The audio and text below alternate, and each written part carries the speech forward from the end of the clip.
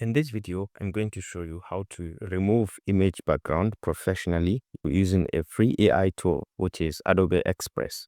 Okay, this AI tool, you can access it by just going to adobe.com/express. I'll put this link in the description of this video so you can just have access to it. So all you need is to just drag and drop your image. It could be in these formats or you can upload it directly. I have this image of myself and I want to remove the background. So just import it and let's just give it some seconds and see the wonders.